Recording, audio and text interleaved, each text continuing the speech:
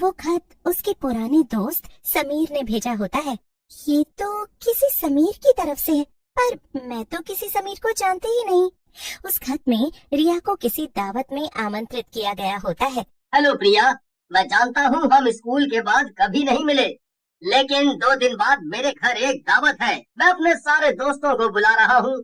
मैं चाहता हूँ तुम भी वहाँ आओ। तुम्हारा दोस्त समीर। तभी रिया को एकदम से वो 7वीं क्लास वाला दोस्त याद आता है।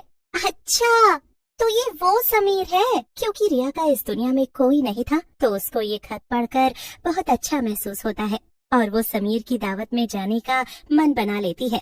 और दूसरे ही दिन वो अपने गांव के लिए निकल जाती है। सुबह पहुंचते ही वो एक रिक्शा लेती है और समीर के घर की तरफ चल देती है। मैडम, आगे तो नहीं जा पाऊंगा। जैसा आप देख रही हैं, घने बादल आसमान में मंडरा रहे हैं। आपको यहीं उतरना पड़ेगा। लेकिन भैया, यहाँ तो बहुत सुनसान रहता है, हवा भी बहुत तेज चल रही है, मैं कैसे अकेले जा पाऊंगी? मैडम, आपकी बताई हुई जगह यहाँ से ज्यादा दूर नहीं है। आप उतर कर थोड़ी दूर चलेंगी तो वो जगह आ जाएगी। मौसम खराब होने की वजह से गांव के रास्ते सुनसान हो गए थे। रिया वहाँ अकेली लड़की होती है जो एक छोटा सा बैग पकड़े गांव के बाहर एक पुराने खंडहर जैसे घर की तरफ बढ़ रही होती है। ये इस जगह को क्या हो गया है? पहले तो कितना सुंदर घर था ये, लेकिन अब कितना डरावना लग रहा है और आसपास भी कोई दिखाई नहीं दे रहा। रिया का दिल जोर जोर से धड़कने लगता है, लेकिन उसके चेहरे पर साहस की एक झलक होती है। ये घर उसके पुराने दोस्त समीर का घर था। लो चलो, कम से कम समीर का घर तो आया। और ये कैसी अजीब सी दावत है जहाँ मेरे अलावा कोई दिखाई ही नहीं दे रहा, वो भी इतने सालों के बाद। उफ, मैं भी ना बेवकूफ हूँ जो यहाँ चली आई, वो भी बिना कुछ सोचे समझे। खत में तो ऐसे लिखा था मानो कितनी बड़ी दावत देने वाला हूँ मुझे, लेकिन यहाँ तो सिर्फ आंधी तूफान और सन्नाटा ही देखने को मिल रहा है। रिया का मन बहुत उलझन में था। वो समझ नहीं पा रही थी कि आखिर समीर ने उसे क्यों बुलाया होगा, और उस घर के बारे में भी वो कुछ समझ नहीं पा रही थी। उसने तो कहा था कि मेरे अलावा और भी दोस्तों को बुलाया है, तो कहाँ है बाकी के दोस्त? खैर, अब यहाँ तक आ गई हूँ तो मिल ही लेती हूँ। रिया के कदम धीरे धीरे घर की तरफ बढ़ रहे थे।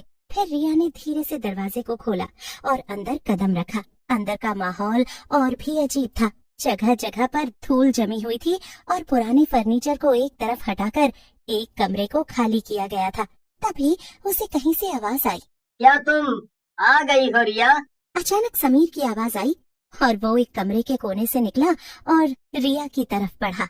ये समीर का चेहरा फीका और मुरझाया हुआ सा क्यों है? हम दोनों एक ही उम्र के हैं, लेकिन ये तो लग रहा है कि काफी रातों से सोया ही न हो। कुछ बोल रही हो क्या रिया?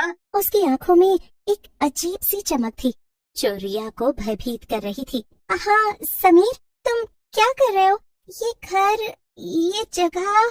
ये घर साधारण नहीं है रिया। ये वो स्थान है जहाँ तुम्हारी और मेरी किस्मत जुड़ी हुई है। मतलब? मैं कुछ समझी नहीं, तुम क्या कहना चाहते हो? मैं तुम्हें सब बता दूंगा रिया, लेकिन अभी के लिए इतना जान लो कि अगर तुम अब यहाँ नहीं आई होती तो शायद। तभी एक जोरदार आवाज आती है।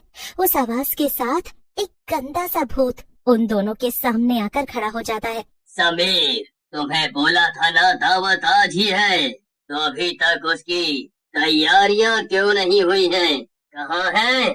सब क्या कर रहे हैं? मुझे ये दावत बहुत अच्छे से कर। रिया ये सब देखकर परेशान हो जाती है और फिर सोचती है, हाँ, मैंने गलती कर दी जो यहाँ आ गई। न जाने किस